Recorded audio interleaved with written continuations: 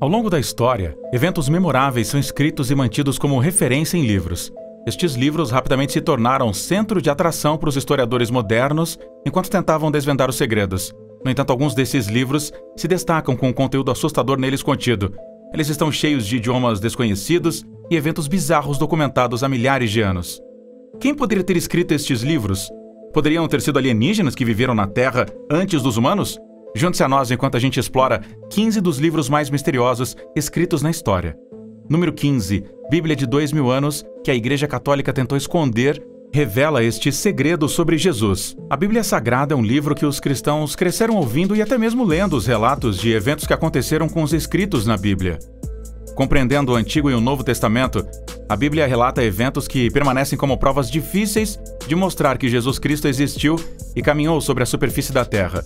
Embora todos os testamentos escritos na Bíblia não correspondam devido a pequenas diferenças entre textos e autores, mas uma descoberta que mostrou o mundo inteiro e toda a religião do cristianismo é a Bíblia de 2000 anos, que contava uma história diferente, especialmente notando que Jesus não foi crucificado.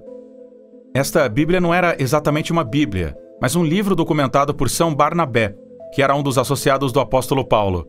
O livro foi encontrado quando um bando de ladrões da antiguidade foi pego enquanto eles tentavam contrabandear a Bíblia e outros artefatos no valor de milhões de dólares. Todas as páginas são feitas de couro de animais e o seu conteúdo é escrito com uma caligrafia difícil de ser reproduzida. Este livro é avaliado em mais de 20 milhões de dólares e escrito à mão em Síriac. É um dialeto aramaico que também é a língua nativa de Jesus. Alguns especialistas analisaram o livro e postularam que ele tem de 1500 a 2000 anos de idade, com a possibilidade de ser mais antigo. No entanto, o conteúdo deste livro o torna estranho.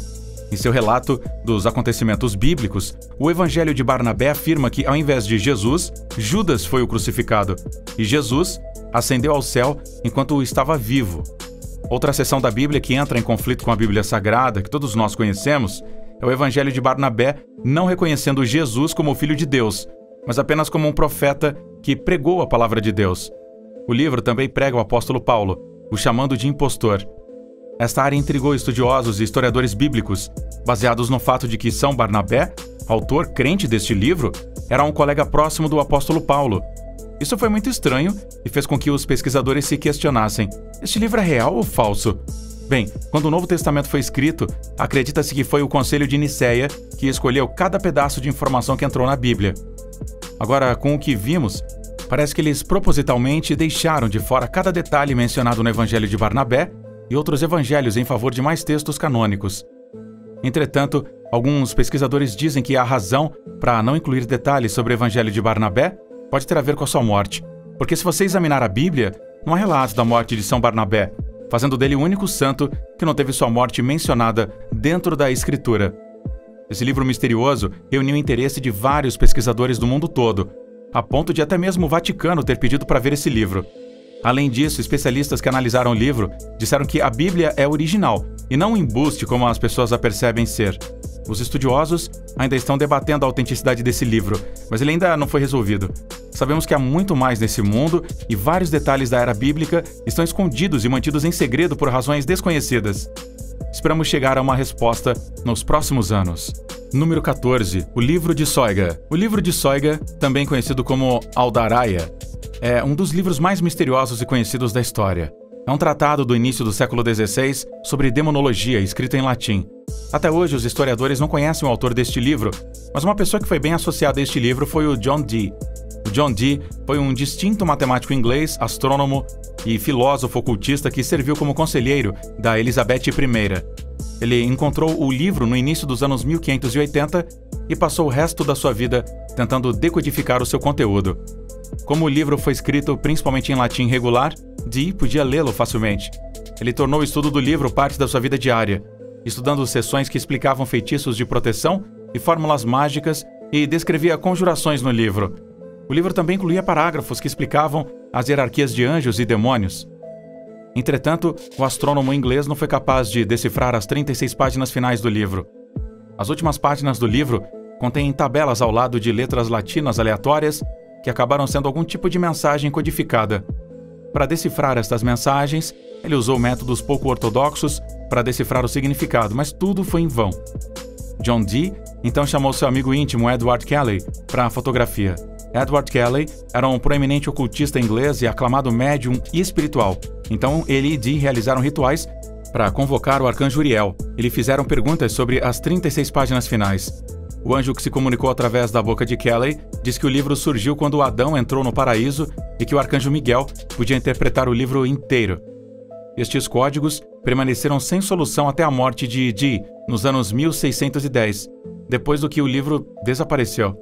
Em sua ausência, historiadores e ocultistas haviam pensado que o livro estava perdido para sempre ou destruído, até que uma cópia do livro foi descoberta entre alguns livros antigos na Biblioteca Britânica em Londres. Alguns meses depois, outro exemplar foi encontrado na Biblioteca Bodleian, na Universidade de Oxford. Depois de descobrir o livro, o historiador e criptógrafo chamado Jim Reeds decodificou 36 páginas finais. Ele encontrou um algoritmo para resolver as tabelas criptografadas, contendo uma lista de encantamentos mágicos, termos astrológicos e outros nomes de anjos e de demônios. Número 13. O Manual Egípcio do Poderoso Ritual. Os egípcios são caracterizados por suas formas de escrever hieróglifos e anotar eventos. No entanto, eles também têm manuscritos, sendo os mais antigos os textos em pirâmide e o Livro dos Mortos. Estes manuscritos contêm vários feitiços e rituais religiosos que se ligam à morte e à vida após a morte. Estes manuscritos são então unidos com muitos pergaminhos, papiros posteriores, compreendendo fórmulas mágicas para a saúde e prosperidade. No entanto, anexados dentro também estão maldições para os inimigos do praticante. À medida que o Antigo Egito prosperava, estes textos se tornaram mais incorporados nas crenças da civilização. Mas entre todos estes manuscritos, um se destaca por ser estranho. Este dito manuscrito é o Manual Egípcio do Poder Ritual. É um livro de magia, dito para guardar os segredos de uma seita cristã perdida. Esse Manual do Poder é um livro de pergaminho de 20 páginas, escrito em Coptic. Coptic é uma língua greco-egípcia desenvolvida pela primeira vez no século II a.C. e compreende vários feitiços e maldições habituais em outros textos. Além disso, o livro presta homenagem a uma misteriosa figura central chamada Bektiota. Bektiota, no manual, é considerado como o Grande, que é o senhor dos 49 tipos de serpentes. Um detalhe que não é encontrado em nenhum outro texto. No entanto, alguns pesquisadores teorizaram que esta referência a Set direciona os criadores deste livro para serem os Setianos. Os Setianos são uma misteriosa seita cristã primitiva herege à beira do perecimento no século VII d.C. Embora esta explicação não lança nenhuma luz sobre a importância de Bektiota ou da estranha mistura de tradições cristãs e ocultas do livro. Número 12. O Códice Rohong. O Códice Rohong é um livro misterioso com dicas de culturas antigas. É um manuscrito de 448 páginas que foi visto pela primeira vez em 1839 na Hungria e foi doado à Academia Húngara de Ciências pelo conde Gustav Batthyány. Embora o Código Rohong pareça medieval, seus trabalhos são datados entre 1529 e 1540. A primeira coisa misteriosa sobre este estranho livro é também o estranho símbolo usado como uma marca d'água, uma estrela de 6 raios contendo uma âncora dentro de um círculo. Como o livro de Soiga, não há informações sobre o autor ou origem do livro. Mesmo que o estilo de escrita do livro se pareça com o antigo húngaro, ele também compreende um alfabeto não reconhecido de cerca de 200 símbolos.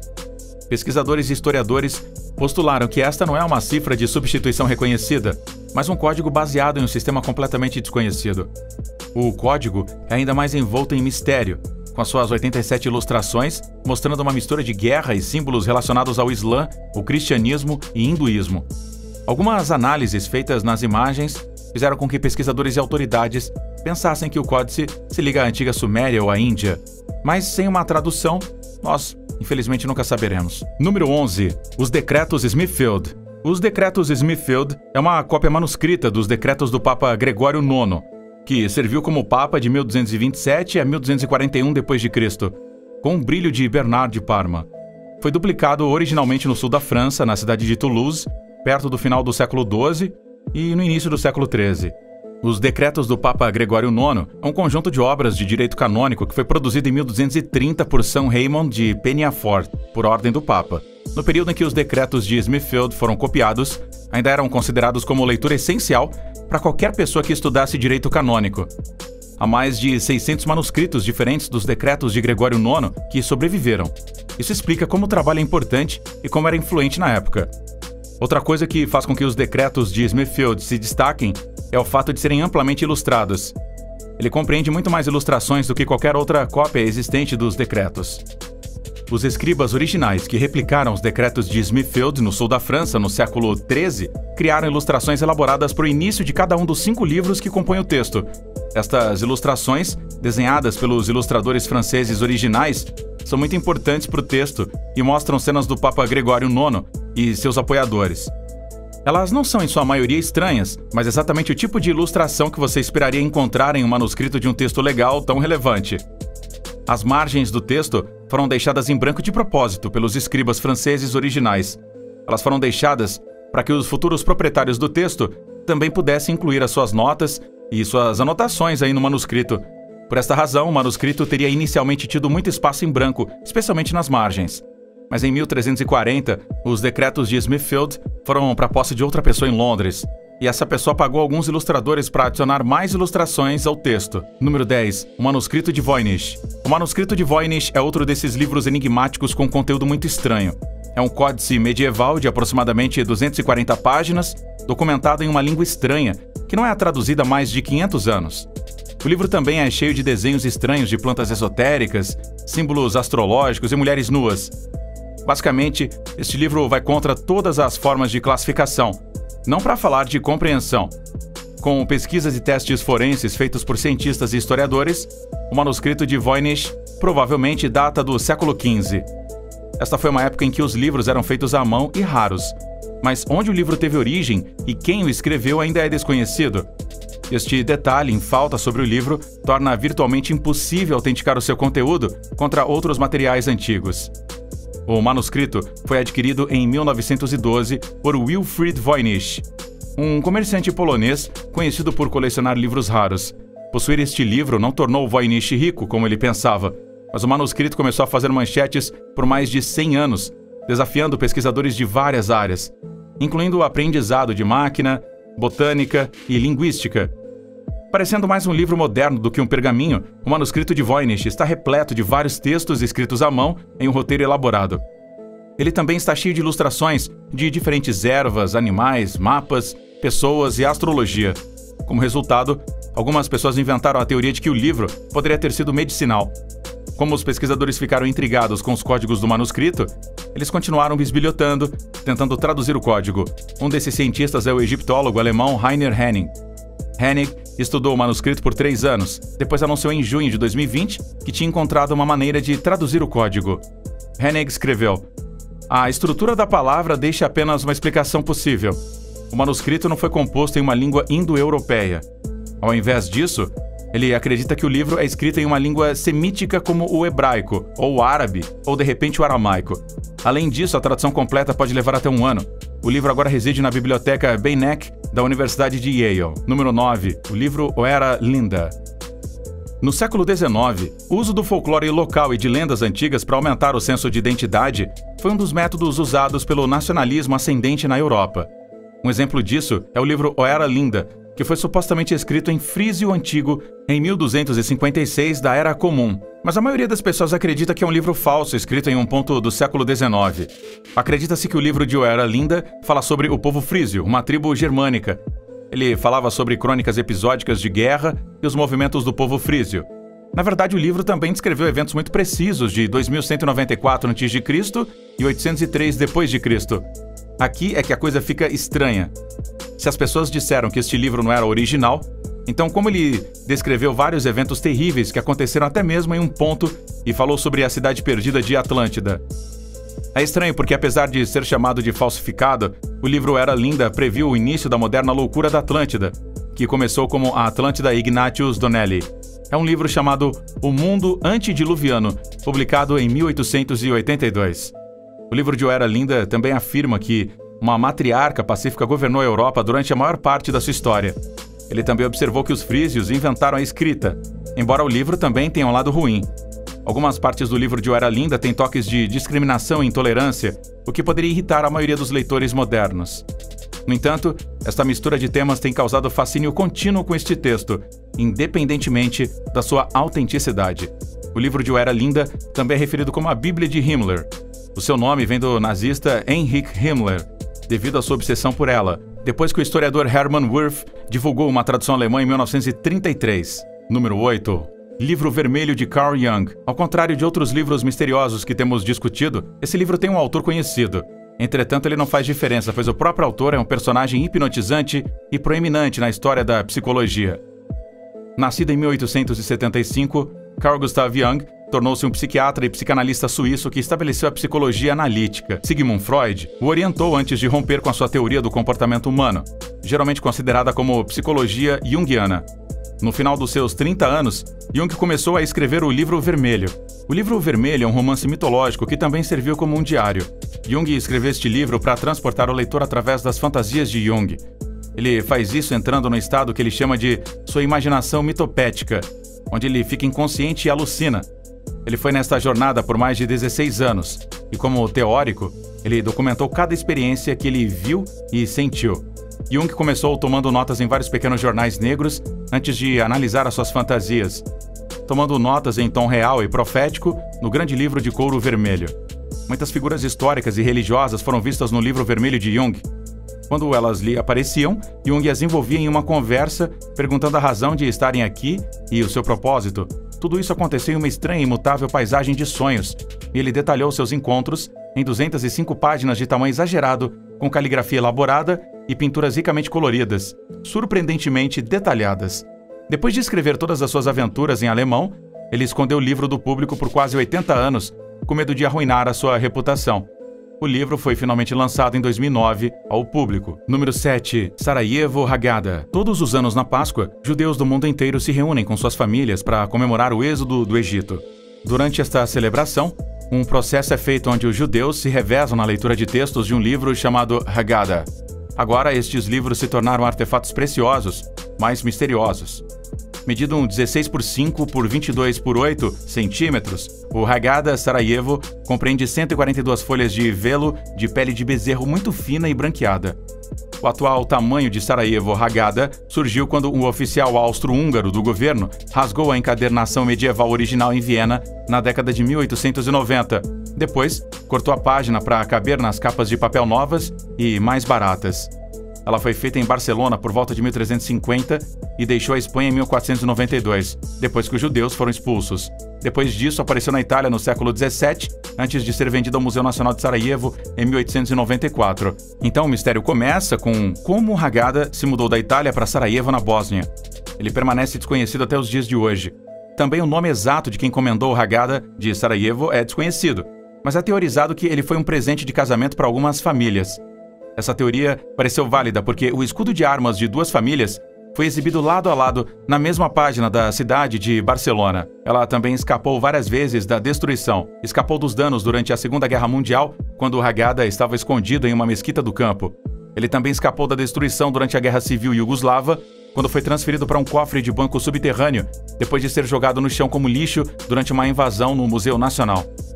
Hoje, o Sarajevo Haggadah está em exposição permanente no Museu Nacional da Bósnia e Herzegovina, em Sarajevo. Número 6. Grolier Codex. O mais antigo manuscrito mesoamericano cuja descoberta e significado estão envoltos em mistério. A cultura maia prosperou desde 2000 a.C. até a invasão espanhola de 1697 d.C. Estas antigas culturas construíram vários monumentos e estruturas em seus anos de florescimento.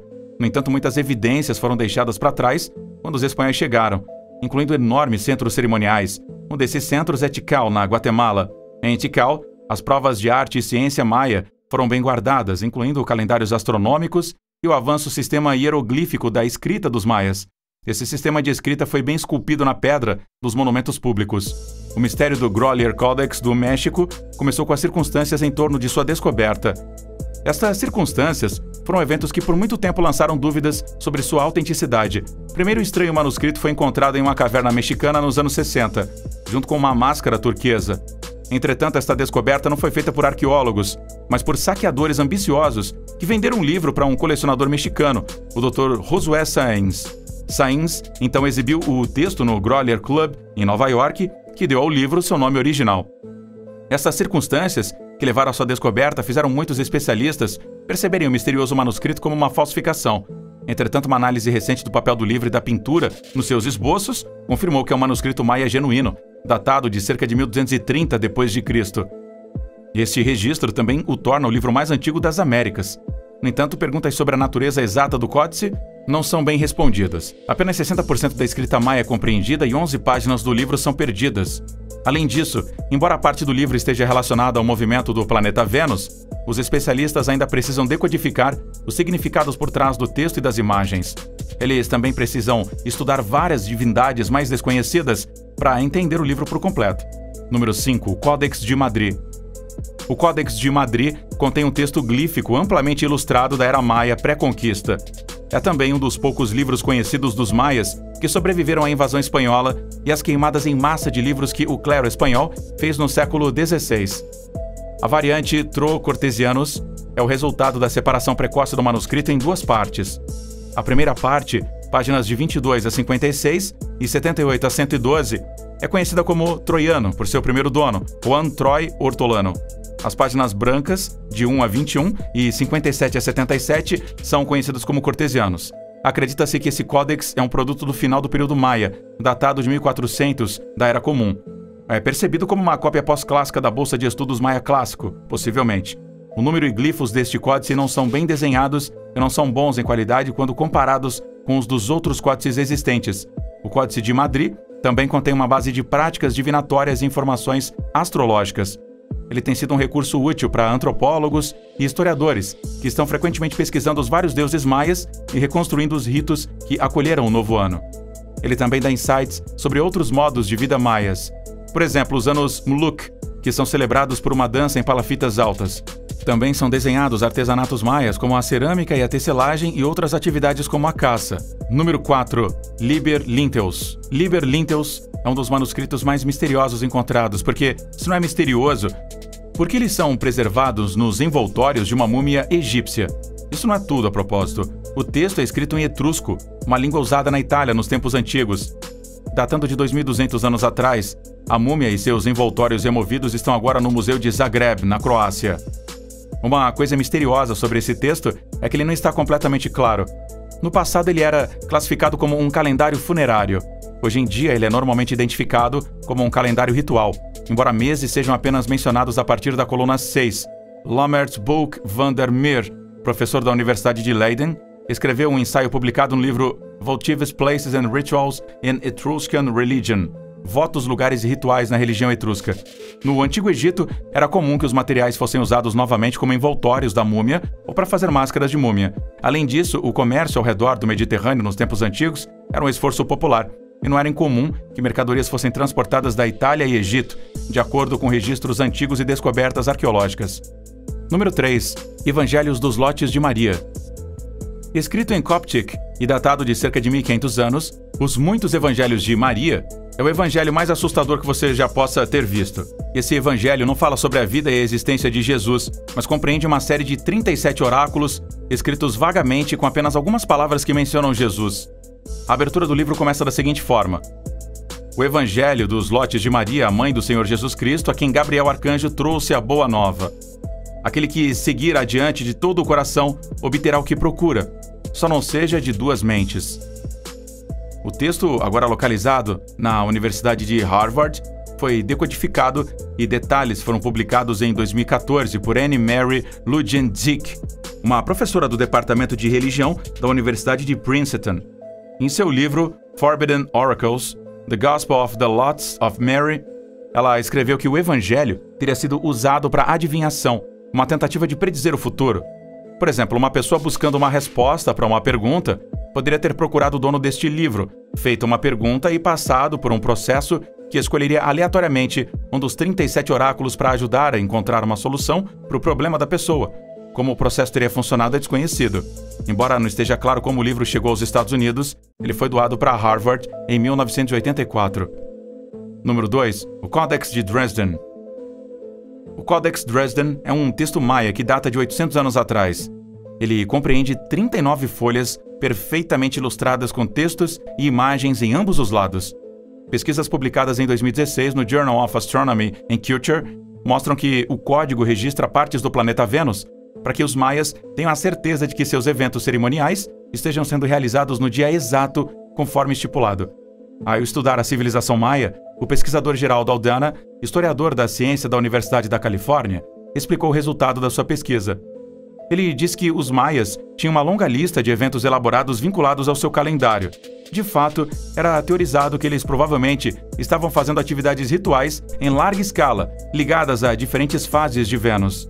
O Codex de Dresden apareceu pela primeira vez na Biblioteca Real em Dresden, Alemanha, na década de 1730. Como ele surgiu é um mistério completo, mas era uma ótima maneira de escapar dos zelosos missionários cristãos que estavam tentando acabar com quaisquer crenças não cristãs na época. Número 1. O Evangelho de Judas. Em 2006, a National Geographic Society publicou uma tradução do texto do terceiro século chamado Evangelho de Judas. A tradução foi feita para mostrar Judas Iscariotes, os 12 discípulos que traíram Jesus, sob uma boa luz e não o traidor que todos percebem que ele é. Ela foi feita principalmente por causa do texto, que foi escrito em Coptic, pois estudiosos argumentaram que o texto descreve Jesus pedindo a Judas que o traísse para que ele pudesse ser crucificado e ascendesse ao céu. Entretanto, os especialistas discordam sobre a tradução e interpretação do texto. April DeConnick, uma professora de religião da Rice University em Houston, observou que o texto declara Judas como um demônio. Testes sobre o Evangelho de Judas também indicam que o texto escrito em Coptic é autêntico, pois uma equipe liderada pelo microscopista Joseph Barabé, da Macron Associates em Illinois, realizou o teste. Qual desses livros você acha que é o mais assustador? Deixe a gente saber aí os seus pensamentos na seção de comentários abaixo.